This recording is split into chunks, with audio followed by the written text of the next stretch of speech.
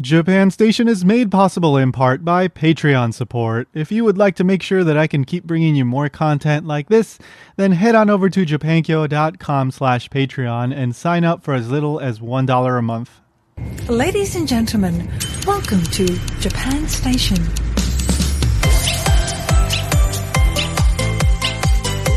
Welcome to Japan Station, a production of japankyo.com. This is the podcast where we teach you everything you should know about Japan, plus a few other things. I'm your host, content creator, founder of japankyo.com, and the anime linguist on YouTube, Tony R. Vega. If you're a fan of long-distance walking, hiking, running, maybe even cycling, or exploring interesting places in Japan, I think you're going to enjoy this episode a lot, because today I'm going to be talking to somebody who has spent the last few years of his life walking all over the place in Japan. And I'm talking some very interesting long distance walks. So my guest today is Kevin Tarpey. And just a few years ago, he did the 88 Temple Pilgrimage in Shikoku. So this is probably Japan's most famous pilgrimage. It's around 1,200 kilometers. I think that would be like 700 something miles. And you visit 88 temples on the island of Shikoku. It takes something like a month or two to do this. Probably most people closer to like 2 months. It's an epic journey that I've considered doing. I've never gone through with it. I've done my own long distance walks, the Tokaido, and then last year I did the Kyoto to Yamaguchi Prefecture, around 400 kilometers. This year in September, October of 2025, I'm going to be walking from Yamaguchi Prefecture all the way to the bottom of Japan, Kagoshima. So I love doing these big walks, and I love talking about this kind of stuff. So it was an absolute pleasure to get to talk to Kevin Tarpey about his experiences on the Shikoku pilgrimage and long distance walking in general. He also talks about a couple other walks that he's done or is thinking of doing. So again, if you're interested in this kind of stuff, I think you're really, really going to enjoy this episode. You absolutely have to follow him on Instagram at The Green Hoof. He posts pictures of his walks and he writes about the routes that he takes and all that. Again, if you like exploring Japan, he is a must follow because he's going to be doing more and more stuff too. So keep an eye out for his future walks. And by the way, I have to give a quick shout out to Kevin O'Shea, another Kevin. He is my podcasting senpai. He's the host of the Just Japan podcast and the Supernatural Japan podcast, both podcasts that I recommend. And the reason why I'm shouting him out is because Kevin Tarpey is a friend of Kevin O'Shea, a longtime friend, and Kevin Tarpey was a guest on Kevin O'Shea's podcast Supernatural Japan, where he talked about his experiences on the 88 Temple Pilgrimage, and that's where I discovered Kevin Tarpey. So that's why I ended up reaching out to Kevin, the guest, two Kevins. So thank you to both Kevins for this. And by the way, if you're planning a trip to Japan and you need a SIM card with voice and data, in other words, a Japanese phone number and Wi-Fi connection, well, you can use my affiliate link, mobile.com/TonyJapan. That's mobal.com/TonyJapan. That'll get you a 10% discount on the SIM card. And I get a tiny commission that'll help me keep the show running. There's also Patreon and one-time donation options. If you're interested, check out the links down below for all that stuff. All right, so let's talk about walking. Here's my conversation with Kevin Tarpey. What was your first foray into long distance walking? Did you start with the 88 Temple Pilgrimage, or had you already been doing other stuff like that? No, I attempted to thru hike the Appalachian Trail in 2015. I think I might have done some multiple day walks before that, but that was probably the first serious one. Of course, I started up north in the state of Maine, and near the New Hampshire-Vermont border, I got a hernia. Oh, so I had to get off trail. So yeah, and for anybody, for the non-American listeners, that I think walking all of that takes like 3, 4, 5 months, something like that. I can't remember, but it takes a really long time. I think if you're in your 20s and going at a really fast clip, you might be able to do it in 3 months. Probably most people 4 to 5 months. Okay. Yeah. I have no So plans of doing that one. yeah, yeah. But what's interesting, because usually in America and probably quite a few other Western countries, most long distance walking tends to be on hiking trails or Mhm. something of that nature. And that's what I love about Japan. It's almost the inverse. There are a few long distance hiking trails, but because of the geography, because of the infrastructure, even many of them involve a lot of road walking, Mhm. you Mhm. know. So, Yeah, yeah. And honestly, like the only reason why I even considered doing it in Japan was because like even if I'm walking through pretty rural areas, like I can still generally walk near the train like line, and so at the end of the yeah, day I can finish at a train station and then exactly. go to my lodging for the day and then go back. So because otherwise like I don't know, 3 months out in the wilderness. I don't know if I can handle that. Yeah, yeah. But you make a good point that I don't think about enough, maybe because I live here. In terms of logistics, Japan is a great place to walk because there often is, whether it's a train line or a bus, there's always an out. If you can't find accommodations, if you do have some kind of problem, you can probably get to wherever you need to go quite easily, you Yeah, know. yeah, yeah, yeah. I mean, there are very rural areas, and like I got kind of stranded in one area where I literally had to hitchhike because it was getting dark and all that. But Yeah, in terms of like the actual distance to a train station, like it was an hour or 2 hours walk, so it wasn't like impossible. It was just right. a little out of my comfort zone, so I decided no, it would Sure. be better to try to get out of this area faster than to try to make my way like through the darkness, right? Oh, I don't blame you. If the sun was dropping, that Yeah, adds a whole nother element of danger, yeah, you yeah, yeah. know. So, So okay, so then you decided to do the very famous 88 temples. So I walked the Tokaido first. My initial thought was to do the 88 temple pilgrimage, and then I checked the distance. And I went, that's too much. it is quite long. Yeah, because you're completely walking around the island of Shikoku, Yeah, if you think about it. Yeah. yeah. So, I uh, just double checked before we got on. It's 1,200 kilometers roughly. I guess yeah, it yeah, depends on the route, I I assume, but did as well because I yeah, forgot the number, yeah, yeah, you yeah. know. Like So, so this fall I'm doing the third in my walk. So I did the Tokaido. I did the uh I guess it's the Sanyo, basically from Kyoto to Iwakuni in Yamaguchi. So if I finish this one, finally I will be around like maybe 1350, 1,400 kilometers, maybe roughly around then. So okay. after these three trips, I will be over that one, like, pilgrimage, the Yeah. 88 temples. Like that's how long that one is. Yeah. Yeah, no, it's true. I mean, the reason I was able to do it is because I had just quit one job Mhm. and I had that amount of time where, I could walk for 1,200 kilometers. Yeah, yeah. So, So tell us about that then. So how did you break it up? Where did you start? Like, and in the end, like, well, how long did it take you? well, I decided to be kind of a traditionalist and start at temple number one, Hmm. which is it's either technically in Tokushima City or a Hmm. suburb. I forget. Hmm. And I just walked them in order one, two, three. Um, and I wanted to do it all in one long swoop, but Golden Week, that series of holidays that's usually in April and May, Hmm. fell in the middle of that. Right. And as I was walking the first few weeks, I encountered a couple of temples that would have like bus loads of Oh, pilgrims, which right. is fine. Yeah. Of course. I don't I mean, expect somebody in their 80s to be of course, walking, of course. Yeah. but it did get a little frustrating when you happen to go into the office to get your book stamped and the tour bus guide is in there with like 20 books that need to be stamped and you've got to wait. Hmm.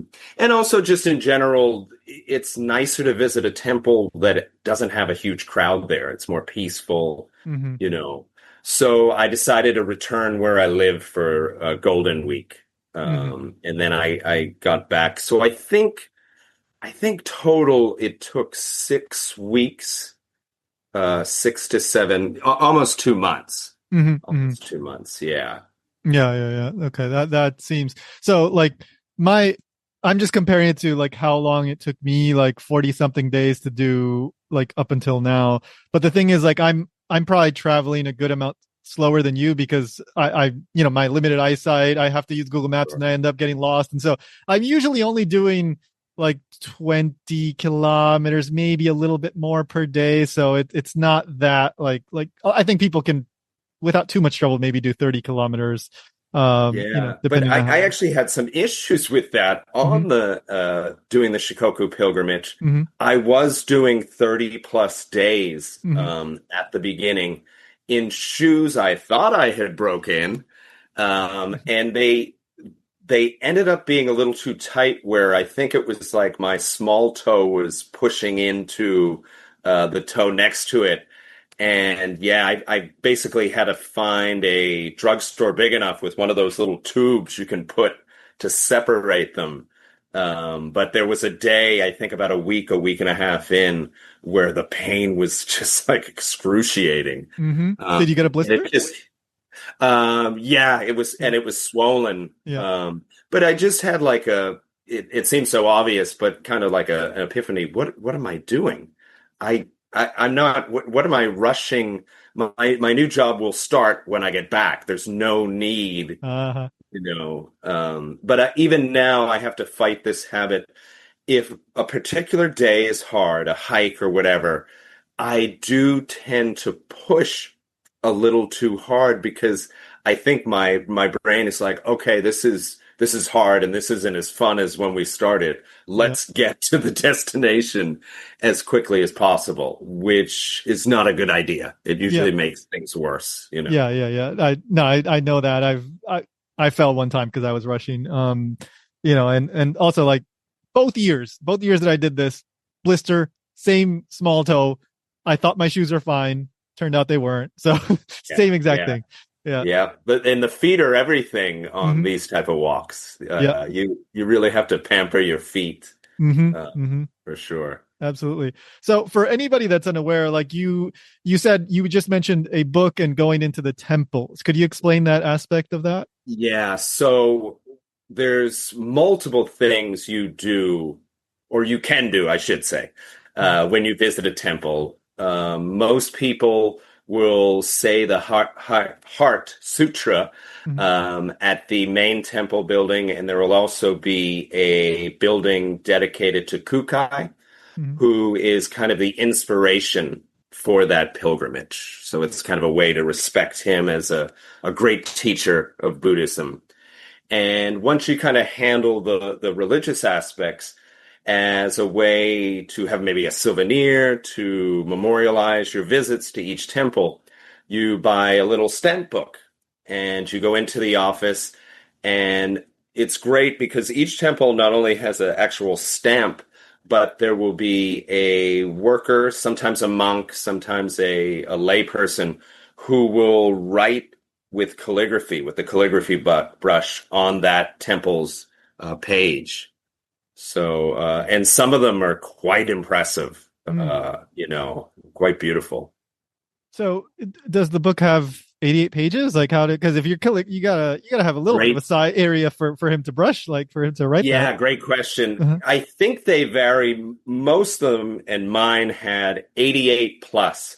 And the reason why I forget the term, it might be Beikaku. There's extra temples Hmm. that I think they were added in like sometime in the last century that Hmm. aren't considered official temples, but are either on the route or in the general vicinity that, again, might have some connection to the monk Kukai, or for whatever reason, they've added it to another list. So the stamp books usually have those extra pages in case you do visit some of those other temples so you could have some space for those stamps as well. Gotcha. Okay. Yeah. Um, So, and like I know I've seen a picture of you, wearing like the white, outfit with the hat and all that. Like, is that at the beginning? Well, first of all, I would love for you to explain that to us. But like, is you buy that at the beginning, like at Temple One? Are they selling that? Like, how does all that work? yeah. So Temple One being very smart and They're the ones taking that it. make the money. Yeah, exactly. Realizing, wait a second, we're one. Yes, there is a shop at that temple downtown Tokushima. I think there's also like a pilgrim goods shop. Gotcha. And yeah, the white vest is called a hakui. Uh-huh. And I think it's supposed to represent purity, of you going on this pilgrimage. It's also typical to have the wooden staff, which is called a Kongo Zue. Mhm. I chose not to. You did notice pictures of me with a hat, but it's not the kind of the traditional hat of the Oh, pilgrims. okay. Mhm. When I tried it on, it has kind of a basket weaving thing that like Gotcha. you attach to your head. I didn't think it was that comfortable, Mhm. Mhm. but I have a Tilly hiking hat, which Mhm. kind of looks, the shape is Right. somewhat similar. Um, so, but interestingly, all of this getup, from what I've researched, is kind of like cosplay. I don't think pilgrims started doing this Right. until relatively recent times. The Congo Zue, the staff, I think might have been part of it, but the white vest, the particular hat, might have been more modern pilgrims wanting to get that feel of what maybe, during the Edo period, what your typical pilgrim looked like. Right, So, right, right. yeah. And I assume, of course there is a commercial aspect to it and all that. But also there is kind of like a way to signify that you're on this thing, a very easy way to let people around you know that you're not just lost in the middle of nowhere, like you're actually walking there for a reason. Right? Yeah, yeah. And in fact, I found out about that historical fact, how it's uh, not, it hasn't been going on for centuries to wear that outfit. uh, And there was a part of me like, should I even have bought this? But you're absolutely right. And for one big reason, it is a good idea to at least wear the white vest, the hakui, mhm, because in Shikoku, the locals have a tradition. It's called osetai. mhm, And it's basically gifts that you might give to a pilgrim. So obviously, it could be literal material goods. Maybe they give you some fruit, but it could be all kinds of things. Maybe, like you said, maybe you're in trouble and you mhm, need a ride to that train station. mm, Maybe you're at a restaurant and you go to pay for your ramen. And the shop owner says, "Oh no, some random old guy who you didn't even talk to saw you were a pilgrim and decided to pay your bill without mhm, you knowing." mhm. So if you're not wearing that vest, it might not be so obvious that you're doing the pilgrimage, depending on Right. the situation. Yeah, yeah, yeah. And like for example, from my experience, there were long areas where I would walk on uh like okay, so there were areas that had like biking lanes and there were areas that had kind of like a kind I guess you could call it like a sidewalk, but running along a main road. But then there were other areas that you were literally walking on the road. Like there was the white line and there was like 3 inches of black space to the left of the white line if you're on Mhm. the left side of the road. They're like you literally there's like bushes on your right side, on your left side, like you're walking on the white line of the road, right? Yes. Like I Yeah. assume that you had to go through quite a few areas like that. And so having Yes. that vest, it is a safety precaution as That's well. true. Yeah. Yeah. And obviously there's a danger element as you're kind of alluding to. Mm-hmm. What I found the worst in terms of road walking on the Shikoku pilgrimage, Mm-hmm. it was the occasional tunnel that, like you said, on those other roads, the space they've decided to give you for a quote unquote sidewalk is not ideal, let's Yeah. just say. Yeah. And you might have these big trucks just barreling through, Yes. So that was a little sketchy at points. Yeah. Yeah. and tunnels. Oh my God. I've been through so many tunnels and one time, so here's a little story. I know I've told it on some episode here, but, this was the very first day I started walking the Tokaido from Kyoto. The very first day Google Maps took me through a tunnel. Turned out it was I wasn't supposed to walk through that tunnel. Pedestrians were not allowed to walk the tunnel. And so I was walking on the line and cars are like going through, on my right side. And I get to the other side after like maybe walking 10 more minutes, the police come and they ask me like, what's going on? They see my cane. They see like, oh, does that mean you can't see very well? I was like, yeah, okay. Where are you headed to? Tokyo. Yeah, On the first day I was still in Kyoto. That's funny. And what was the reaction when you said that was your ultimate destination? I go, oh, okay. Be careful. Yeah. And, yeah. I love that story because, again, this is why Japan is a great country to do these walks. If this was America and you said, oh, I'm going to New York City and you're, somewhere in the state of Ohio, they'd be like, what? Are you nuts? What do you mean? You can take a bus, you can take a train. In Japan, of course, you'll have the occasional person be surprised, but most people act as if, you're walking to someplace hundreds of kilometers away. That's totally normal. Yeah. I had multiple run with the police, like nothing. Just for example, like we were talking about walking on the white line, and I had bypassers call the police on me because they were worried, maybe I was doing something that seemed unsafe. Well, I guess it's a little bit unsafe. Yes, it is. But, and then finally I crossed over to the other side because I ran out of space to walk. And then the police came and I told them, oh, I'm sorry. I didn't know that I wasn't supposed to be walking on that side. Like, and they said, no, actually it's okay. But somebody just called, so we had to come and check. Like, okay, right. All right. Well, thank you. Yeah. Okay. And then you can go ahead. So no big deal. It wasn't, it wasn't like they arrested me or anything. Yeah. But it is when you're not used to walking on the actual road. Yeah. At the beginning, it's almost like a psychological thing. Is this allowed? Yeah. And like when you come up to a tunnel and you see like, oh no, there's nowhere to walk and you don't know exactly how long that tunnel is. And there's like cars zooming by. I go, okay.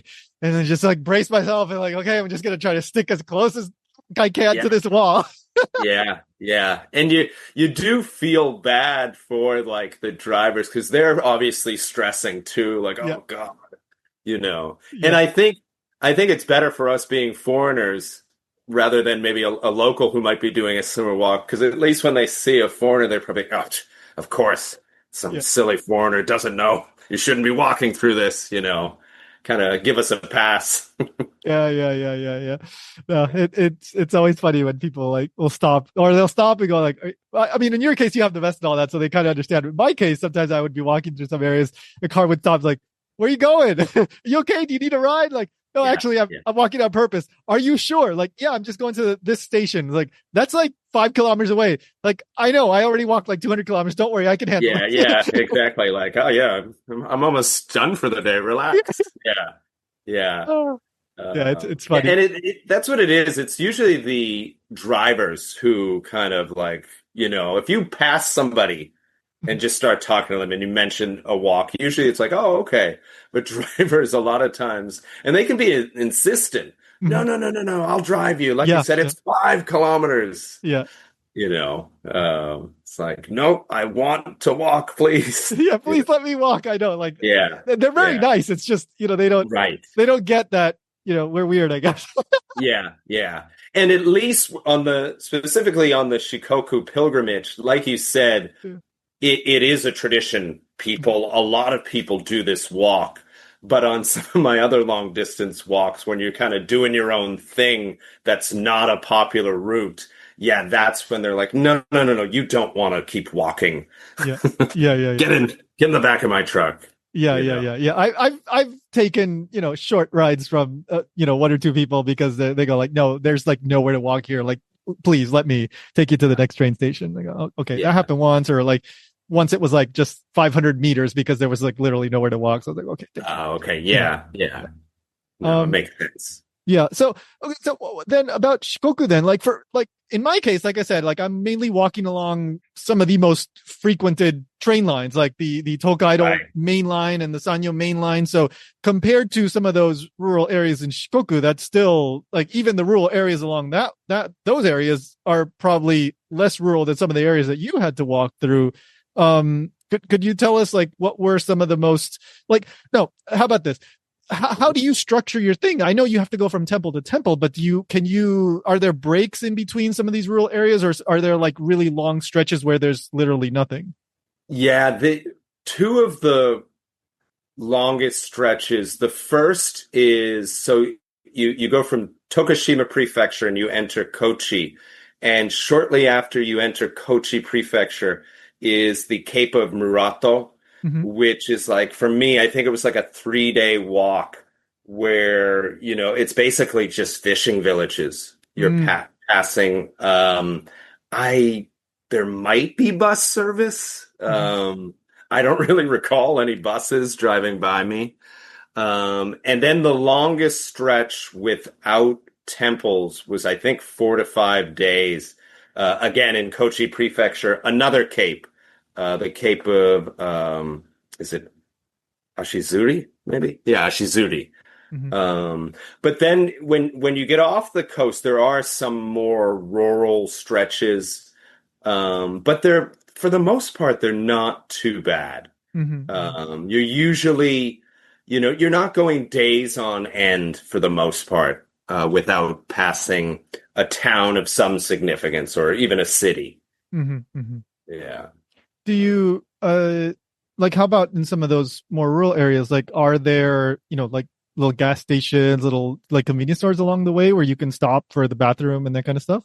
Yeah, yeah, and in fact, there's a official guidebook that's available in English that's really good Mm-hmm. for that planning. I think they might even publish it if it's not yearly, maybe every 2 years, just so it stays accurate, with convenience stores, gas stations, and it really helps with the planning because, like you said, if you don't have that convenience store or a supermarket and you're just walking blind into kind of a stretch where there's not an option, Mm-hmm. you're not going to have food and it's not going to be the most fun day without lunch. Mm-hmm. Mm-hmm. So, yeah, that guidebook really helps with that kind of logistical planning.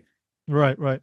Um, okay, well that's good to know. So if anybody's interested, yeah, trust me, you want to know where to have breaks. You want to Right. have some idea. Right. Like Yeah. I was very poor in my planning because I was mostly going through fairly populated areas. So Yeah. I could walk through like main roads like Route Ichigosen, Route number 1, Route number 2, like these national routes. And I could just walk. And then I'd smell gasoline and go like, oh, it's a gas station. Okay. I guess, like I'd notice cars Yeah. pulling in. Like I could figure it out just without having Yeah. to plan out the entire day, every day. Yeah. But even then, I'm sure there might have been the occasional day where it was like, wow, there's actually a long stretch. I Yes. could use the bathroom or a Oh, yeah, yeah, yeah. snack. Yeah. Yeah. Absolutely. Yeah. There were days where I go like, I should have looked this up more. Like, yeah. Yeah. Yeah. So a lot of times those end up being the most fun days because of your lack of preparation. It Yeah. makes for a more interesting day. Oh, absolutely. And sometimes you run into like really things that surprise you. Like for example, in Shizuoka, I forget the exact name. I think it was the Shizuoka area. I ended up walking along this route along the coast, and it was just beautiful. Like bridges, coast, and like 4 different tunnels. And I hadn't planned this out. Like I hadn't looked it up.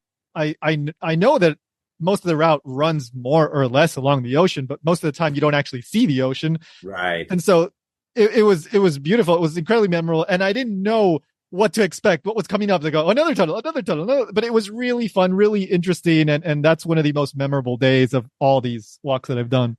Yeah. And there's something to be said too.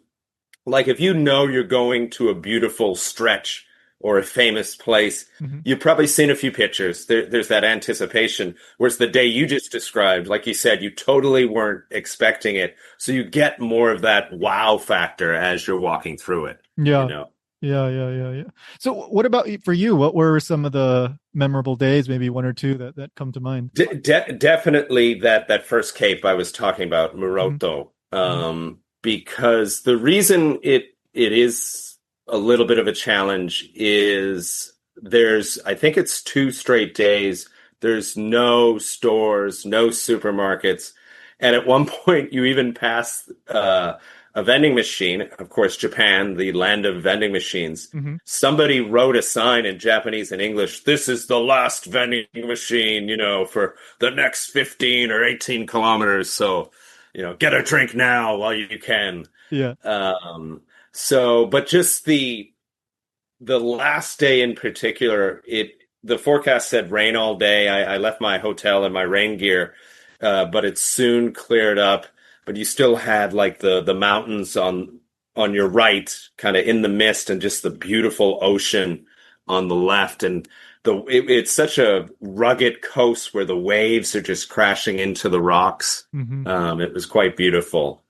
Um, Yeah. No, same kind of thing with me. Like literally, the mountains are like right on one side, and the ocean is right on the other side. And like I said, there were multiple tunnels that are literally cutting through the mountains. So it's this, and you're walking through here, right? Like yeah, it's weird. Like it's not something that I'm used to. I lived most of my life for younger years in Florida. Nothing like that down there. yeah. Hawaii has some amazing areas. So there, I was gonna yeah, say, yeah. yeah, But yeah. I also don't go like do that in Hawaii either. So Okay, it was a pretty unique experience doing it in Japan. So I that kind bet. of stuff really stuck with me. Yeah. Yeah. What at Uh, the end of that, you said it took 2 days to get through that. Was there a train station or something? Like, what did you do no, at the end no, of that first day? you literally have to round the Cape. Mm-hmm. I think eventually when you get to the tip, maybe going the opposite direction, there would be a bus to the train station. Mm-hmm. But in both directions, the Cape of Moroto, whatever those individual train lines are, they stop. Mm-hmm. Um, I do know on one side they literally just would not have the space. It Mm-hmm. probably was a choice between do we build a highway, Right. we build the rail line. But what was great about the night I spent at reach the tip of the Cape, there was a guest house. I wish I could remember the name. But it was Spanish named guest house. I thought, okay, that's weird. And the woman I was talking to, my contact for it when I made the reservation, she was obviously Japanese. And through a message, she told me, we do have a paella dinner course if you'd like to pay a little bit more Of all money. the places. Yeah, so I'm thinking, I'm going a few days where I'm just eating, bread and cheese that I'm carrying in my pack. Yes, I'd like the paella dinner. But her husband, it turns out, is actually Spanish. Uh-huh. And the recipe, when he makes the paella, it was his grandmother's recipe that she had taught him. And I am not exaggerating. It was the best paella I've ever had Oh my God. on the Cape of Moroto in the middle of Shikoku Island, Japan. That's crazy. Yeah, yeah. So, yeah, I Uh, couldn't believe it. yeah. Uh, Sometimes again, it's that same kind of thing, right? You don't know what to expect. And then that day you end up having one of the most memorable meals, the yeah, entire trip or yeah. not even just for a trip, just in general, a really, really, really good meal. Yeah. Yeah, and here I am assuming, which does happen quite a lot in Japan. They just thought it was a cool sounding, Spanish name for Most of their. the time, that's what it is. Yeah. Yeah, yeah. And little did I know, they've got an authentic Spanish man cooking the paella. I had Yeah. no idea. Yeah. So So, speaking of accommodations, what was it like for you? Were you booking reasonably in advance or was it more late, like last minute? that's a very good question. I was lucky in that when I did it 3 years ago, Hmm. it was kind of when COVID was tapering off. Oh, But perfect. Japan was still closed Right. to foreign tourists, Hmm. which does end up being a high percentage of pilgrims every year. Hmm. So you've lost that amount of pilgrims, plus the Japanese typically being risk averse, you didn't have the same numbers of Japanese pilgrims doing the pilgrimage at that particular time. So I was usually able to, I think I was typically doing maybe 2 nights in advance, Okay. booking my accommodation. And I think maybe only 3 to 4 times did the place I call not have a vacancy. Hmm. Hmm. So yeah, it was super convenient. And I know for a fact because I do still belong to a Facebook group for pilgrims. It seems like most people are probably booking at least a week ahead. Hmm. Which makes it more challenging because you've got to kind of keep a certain pace, or you got to take a bus ahead, or this or that. You Right, know. right, right, right. So And yeah. like what, I mean, things have gone up in price even within the past 3 to 4 or 5 years, since the pandemic. But like, what was like ballpark, like about how much was it to stay at one of these places? It's a tough question Hmm. because I stayed in so many different Same here. Yeah. yeah. But the interesting thing about the Shikoku pilgrimage, there is an industry Hmm. built around the pilgrims. So there are a lot of they tend to be either older couples or older individual people who own a home that, for some added income, or they maybe just for out of goodwill have decided to start a business with accommodations and they maybe cook some meals. Um, a lot of those tend to be, especially if you don't get meals, I think it would have been a lot of them maybe 4,000, Mm. sometimes as low as 3,000. And then if you're getting, say, dinner and breakfast, maybe at that time, 6,000 yen. Hmm. But a lot of times if you're in the city, there might not be those type of options, and you're going to maybe have to stay at a hotel that might be a little bit pricier, or equal price depending on the type of city it is, Yeah. you know.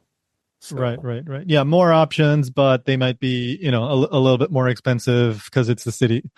Yeah. exactly, yeah. Hmm. And there's some temples as well as scattered around kind of, I forget what they're called, free lodging. Hmm. That for whatever reason, whether it's a temple that has a spare room that they offer for free to pilgrims. The only thing about those, I think pretty much all of them, you call that day. And if somebody's already taken it, you now have to kind of scramble and find another place to stay. So it's kind of tough to rely on them. Is Right. my yeah. And even when I say you call, I think it is like first come, first serve. So Yeah. you might be an hour away from wherever this is. Oh, is it still available? Okay, I'll be there soon. And then you just show up and somebody got there Right. before you. Um, and Right. Right. some people do when possible, try to camp or stay in. There's a lot of Ohenro huts, little rest areas that different communities have built.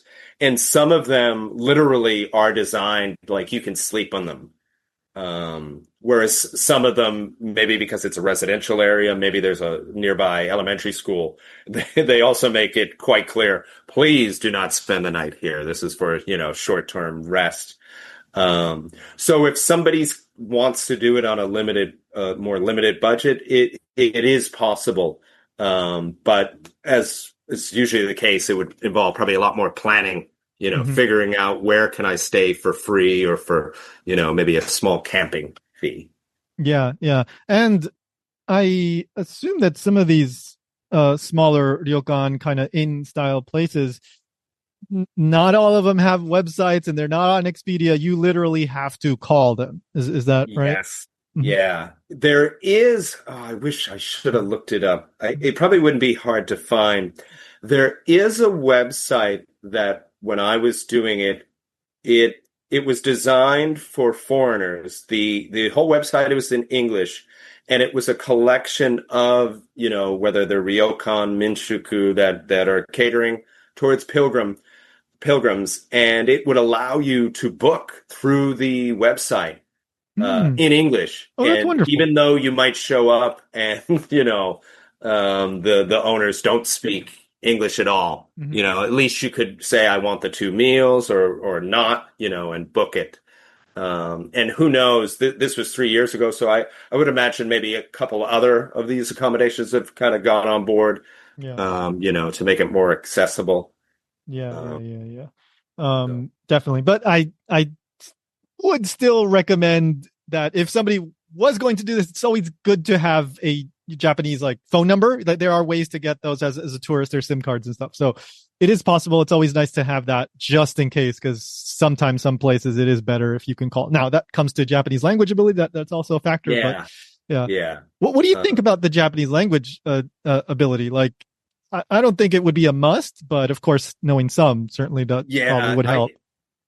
I would actually say only with the accommodations would it be getting more to, you should probably at least have certain, things down. Mhm. I want to book for this day. I Right. want the meals, like kind of basic things like that. Yeah, yeah, yeah. But yeah, I'm sure there's people, again, I don't really know because the Mhm. year I did it, Exactly. Yeah.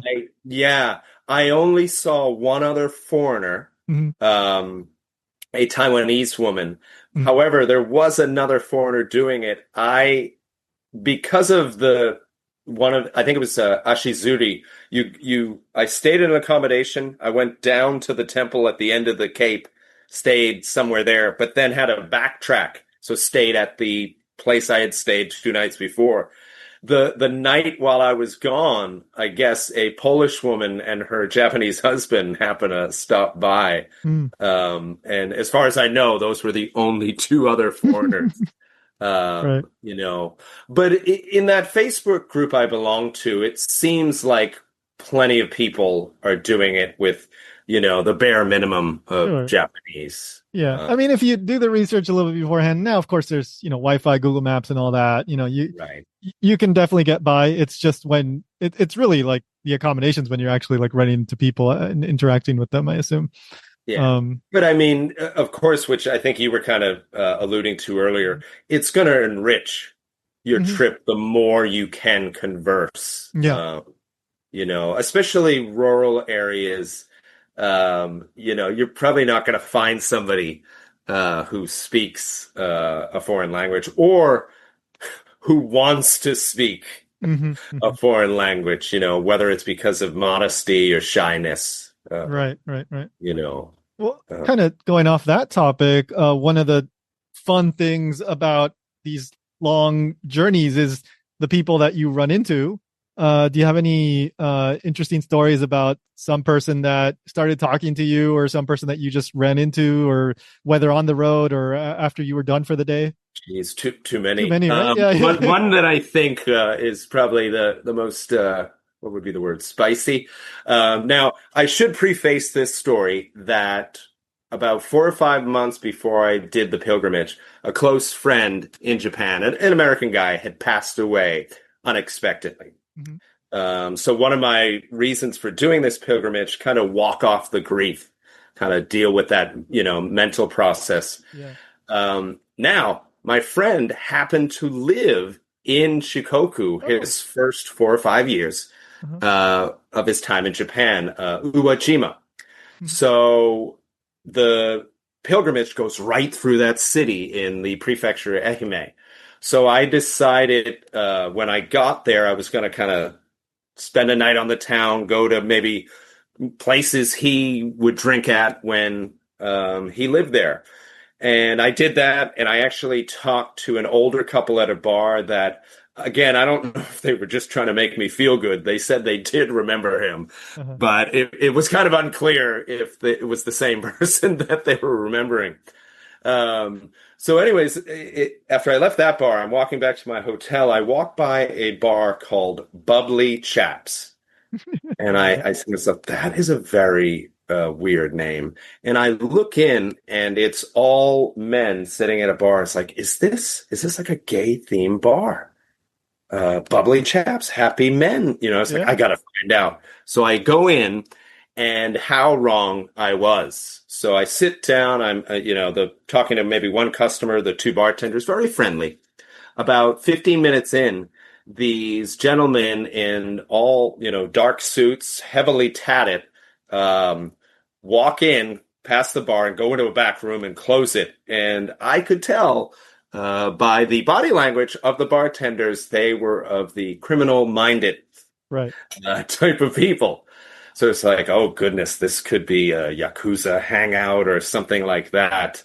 And I was figuring, okay, I'll probably finish my drink and leave. Why stay in a place like this? Now, while I'm finishing my drink, another two people come in, and one of them is also heavily tatted, neck tattoo, several tattoos on his face. And I'm thinking, oh, this must be one of their associates. Yeah, you don't see that often in Japan. Yeah, especially Uejima is still kind of a rural city, so I was quite surprised. But anyways, this last guy immediately starts talking to me in English when he finds out I'm American. Oh, I love American culture. I've always wanted to go there. Super friendly. Yeah. And it turns out he's just a tattoo artist. And he probably has done some work for the other gentleman that had walked in. But yeah, so me, him, and one of the bartenders end up staying, out till like 3 a.m., 4 a.m., having a great time. And it was just so fitting because my friend who had passed away, he liked to go out and have a good time as well. So how perfect in his former place of residence to randomly run into somebody, a stranger, and we end up having a great chemistry and a great night together. So yeah. It's so crazy. I mean, people are generally very friendly in Japan, especially in an environment like that where it's okay to talk to people like that. So yeah, you never know, and you very rarely run into a-holes in Japan. It does happen, but in my experience, like I've a handful of times, maybe like 3 times, I've been out and somebody vocally made it known they don't like foreigners or maybe Americans specifically. Yeah. And each and every time, the rest of the people are so angry and embarrassed that this person disrupted basically the harmony of the atmosphere of this place. Yeah. And I remember thinking, there's probably 1 or 2 individuals who might actually agree with this person. But the problem was they caused a scene, right?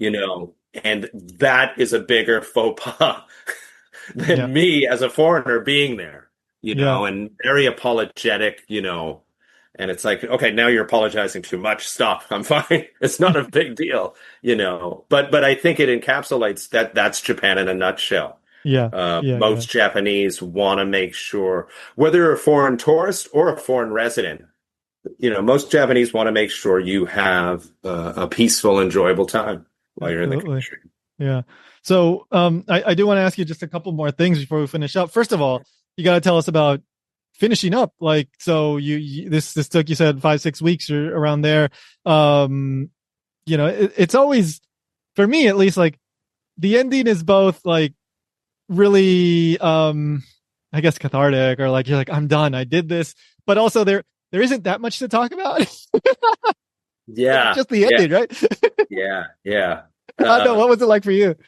It was kind of interesting because some people go from Temple 1 to Temple 88 and then they're done. But there is a tradition of, I forget the Japanese term, but it's kind of completing the circle. So from Temple 88, you go back to Temple 1, which is about a 2-day walk. Mm-hmm. So that's what made it interesting, because the last day I'm basically walking past where I walked on the first day. Mm-hmm. And it was just a weird feeling to think, a month and a half ago, I was walking on the same street, but in the other direction. Mm-hmm. And I think that's when it hit me. Oh my God, I've literally walked a complete circuit around the island of Shikoku. Mm-hmm. This is real. Because while you're doing it, you're just thinking day to day. It doesn't, And it was what was quite nice. My wife had taken a few days off work, so she was there. The timing was perfect when I arrived at the first temple. We literally were like arriving at the gate at the same time. So that was nice to see her. But yeah, it always is a weird feeling wrapping up these walks. It is, yeah. Yeah. Like I remember, like for example, the first time around, there's two specific moments that I remember. I was staying in a hotel in Shinagawa, and the like I was, I don't know, 10th, 11th floor or something, and this was like the day before I was walking to Nihonbashi. Like it was one more day's walk, like to get to the final destination. I'm looking down at Shinagawa at Tokyo, and I go like, I freaking walked here from like Kyoto. It's ridiculous. Yeah. Why did I do this? Yeah. But there are some walks where, for whatever reason, maybe it was weather, the physical difficulty, where, I had been kind of happy. Okay, I'm glad the physicality is ending. But there's been plenty others where it's like, should I just like keep walking? I don't really want this I'm enjoying myself too much. Yeah. Is there a way I can extend this? So I kind of did that the second time. I walked an extra day because I had an extra day's time, and I knew I was going to keep walking. So I was like, well, I might as well get those 20 kilometers out of the way. Yeah. No, it's just such a weird thing, wanting to kind of be finished, but kind of wanting to continue. Yeah. And then last area that I want to ask you about, you've done other walks. I was just looking at your Instagram, and I saw you did was it the Hagi Okan, for example? Yes. I don't know how many of these other walks you've done, but could you tell us a little bit about that? Yeah, the Hagi Okan I think I did about a month ago, and it's a old traditional, I want to say road, but route might be more accurate because some of it's been modernized.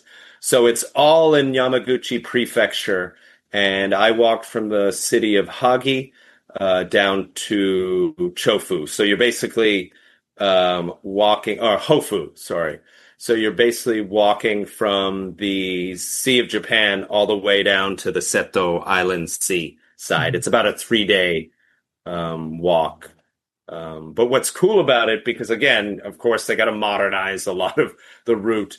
There still are, like some of these historic roads, there's still stretches where, even the old cobblestones are there, and you're kind of walking through a forest.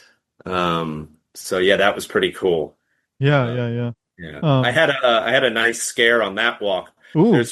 After you reach the highest section, I think there's 42 switchbacks on the way down.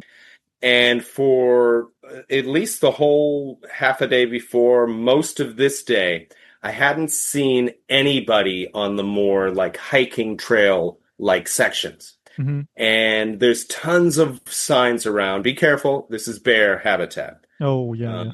And where I live in Shimane Prefecture, whenever I hike or even walk on like lonely country roads, I always have bear spray. So I have my bear spray, and I'm descending down, and I hear something coming up the path pretty quick. So I kind of call out, hey, if it's an animal usually making a noise, it will stop. No, it's still coming, and it seems to be moving even faster. I can't see it because of the switchbacks, right? It's around the corner. So I take out the bear spray. There's a little like safety thing I pop, and it's coming, and I pull it out, get ready to spray it. It was a trail runner coming up. And I think he was so out of breath, he probably said like konnichiwa, but it was probably, I just couldn't hear it. Yeah. But I was this close to spraying the poor guy in the face with bear spray. I'm sure I probably would have made it on NHK News that Yes, you would have. Yeah. American man assaults award-winning trail runner from Yamaguchi, so yeah. That is one thing that you do have to be aware of. Like there are some areas of Japan where, especially up in the north, like bears are becoming more and more common things. Yeah. But I mean this is why I love Japan. and probably why you do as well as somebody who likes to walk, Mm-hmm. there is such a variety of different walks, whether it's old historic routes, Mm-hmm. whether it's not only Buddhist pilgrimages, there's also some Shinto ones where you're visiting shrines. A walk I did a year ago, there's a national park called Sanin Kaigan National Park, and it's not like a continuous park. It's kind of scattered along the coast of the Sea of Japan. And I thought to myself, what if I start on the far end and walk for a week, connect all these beautiful beaches and rocky coast, and just make a walk of it along the coast. Mm-hmm. So there's just so many different walks to do, Yeah. depending what your interest is. Definitely walking over mountains and walking along the coast. Like I said, some of those coast areas that I've walked through have been amazing. Yeah, I agree. And yeah, like there are areas where you have the road that goes through the mountain, but then you have to, if you're walking, you have to walk over the mountain, right? Yeah. There's a lot of those. Yeah. It is There's just so much. quite varied. If you're walking for like 2-3 weeks, you're going to see different terrain. Yeah. And what's funny, and that coastal walk I was just talking about is a good example. You can't assume, it's just going to be on the coast. It's going to be mostly flat. Probably not. You're probably going to have still a lot of elevation gain in an average day. Yeah. So Yeah. Last question: is there any any area, for example, that you want to walk through that you haven't done yet that you're thinking about? Oh God, I probably have a list with, like, I'm not exaggerating, probably 50 that I'm adding to all the time. And one reason for that is there seems to be a trend of the last few years with new trails popping up in Japan, really? whether it's connecting hiking trails, or I think one I found out recently that's in Shizuoka Prefecture, which you mentioned earlier. Mm-hmm. I think it's called the Katsuo Trail. Oh. And I think it might be, again, a connection of road walking with some more, mountain trails.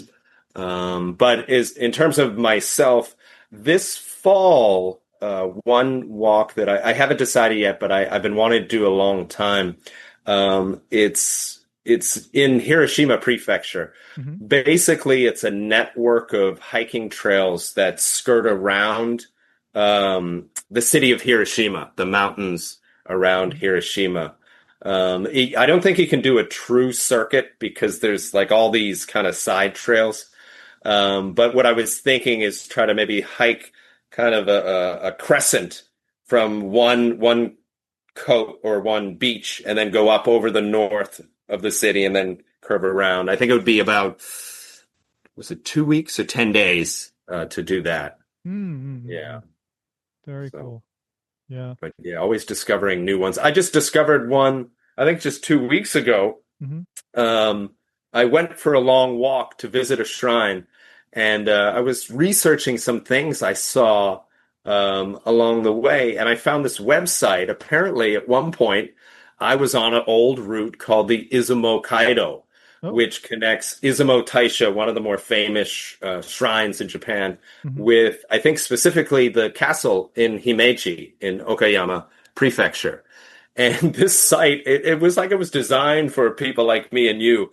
This person had details about the route, pictures of take a left here, don't walk down this little side street.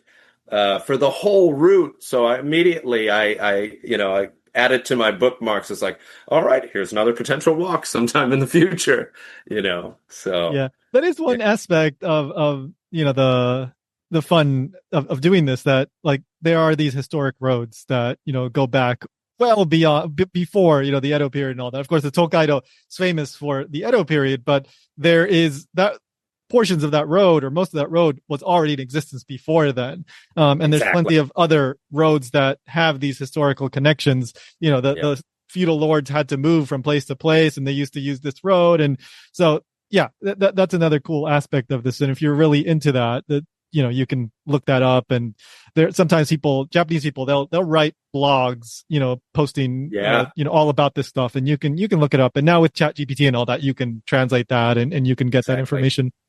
Yeah. So tons of amazing stuff out there. So what about for people that want to follow you on your walks and all that? What is the Instagram the best place? Yeah, right now, it would be Instagram. So Mhm. the name would be The Green Hoof. So that would be TheGreenHoof.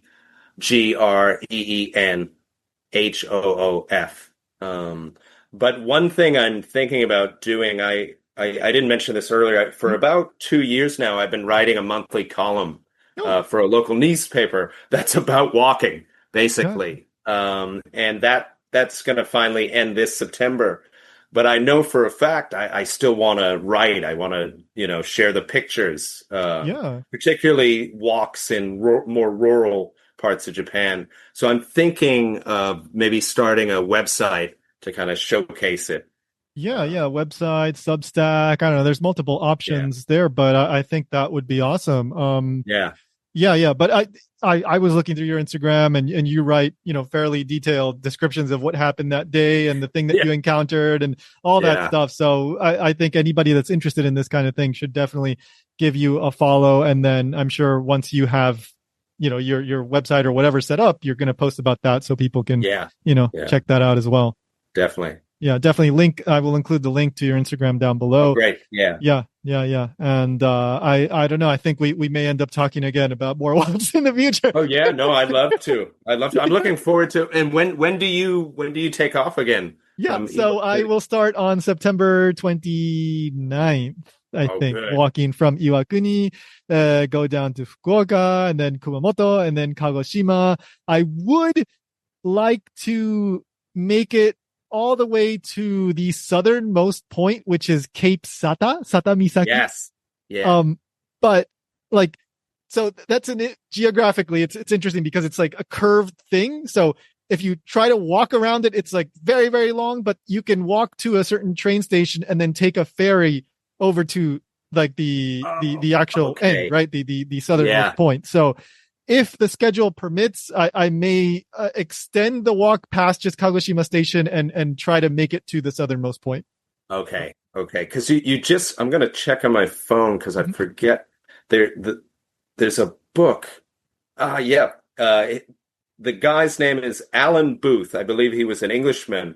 Mhm. And in the 70s, he walked from whatever the most northern point is in the Tohoku region, Mhm. Aomori Prefecture. He walked Mhm. from there all the way to Sata.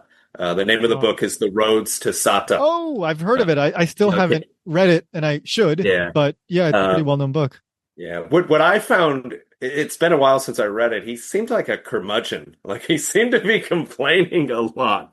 And what surprised me, because I do like to go out and drink sake once I'm done for the day, Uh-huh. he seemed to be stopping for beers during the day at an admirable rate, like a true Englishman, perhaps, particularly of the last century.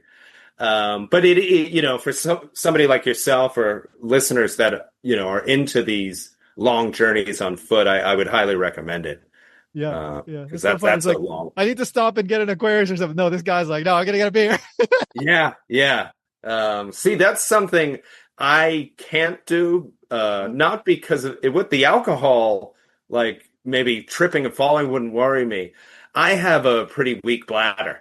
So I would just be worried I'm Yeah. suddenly like in a little farming community and I don't want to pee on somebody's property, Yes. "Excuse me, sir, can I come in? Yes. Yes. Yes. Can That I is use your that bathroom?"